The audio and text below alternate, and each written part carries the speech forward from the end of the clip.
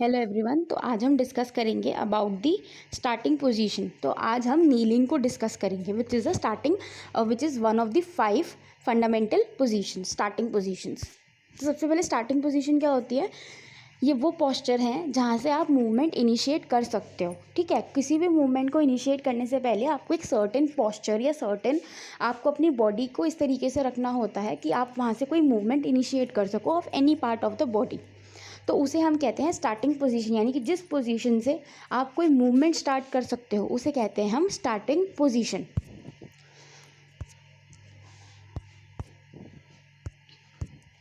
अब अगर हम नीलिंग की बात करें तो ये जो पोजीशन है इसको हम कहते हैं नीलिंग पोजीशन। ठीक है, अब इसके बारे में आपको डिस्क्राइब करती हूँ मैं। आपके जो फीट हैं वो प्लांट ऑफ लेग्स हैं। देखो इस इमेज में फीट के ऊपर ध्यान दो, तो आपके जो फीट हैं वो प्लांट ऑफ लेग्स रहते हैं। ठीक है, जो लोअर लेग है वो रेस्ट कर रहा है फ्लोर के ऊपर। लोअर लेग को अगर आप देखोगे तो वो पैरेलल है फ्लोर के साथ, वो उस गद्दे के ऊपर रेस्ट कर रहा है। जो आपके नीज़ हैं वो फ्लेक्स्ड हैं और थोड़े थोड़े से दूर हैं, चिपके हुए नहीं हैं। स्पाइन है, it is stretch to its maximum length. अब इसमें आप नीज़ और स्पाइन की पोजीशन देखो।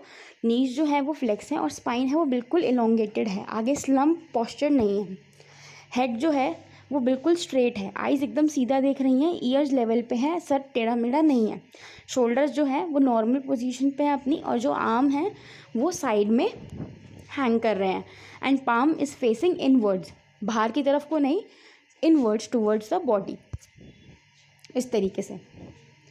अब इसमें मसल वर्क क्या क्या होगा? तो एंकल पे प्लांटोफ्लेक्सस काम करेंगे, क्योंकि एंकल पे हमारी प्लांटोफ्लेक्शन की पोजीशन है। एक्शन क्या होगा? To balance the lower leg on the foot. Knee के ऊपर हमारे फ्लेक्सर्स एंड एक्सटेंसर्स काम करेंगे, जिसकी वजह से जो हमारा फिमोरा है it lies vertically on the knees.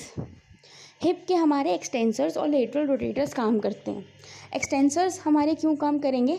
To maintain the hip in extension, neutral position, that means balance pelvis on femoral heads, work more strongly to maintain correct angle of pelvic tilt.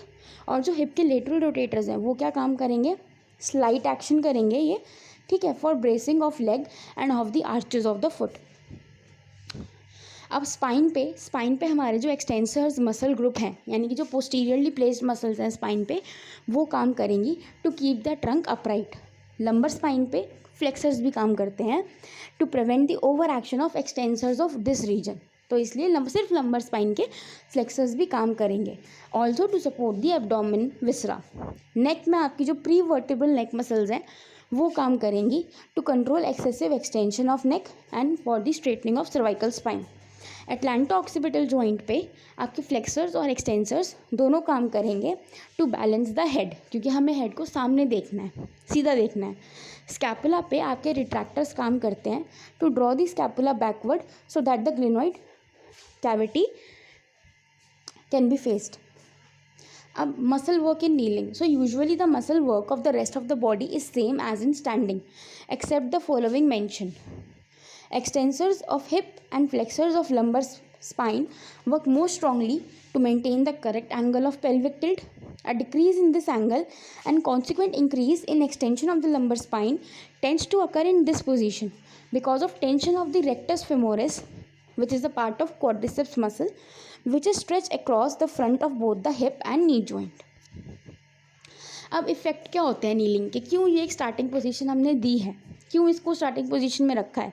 तो इसके effects हैं कि जो centre of gravity है वो relatively lower होता है as compare to standing position. Standing में हमारा सेंटर ऑफ ग्रेविटी है वो हायर होता है, बट नीलिंग में वो नीचे की तरफ है, तो इसलिए स्टेबिलिटी ज़्यादा है इसमें।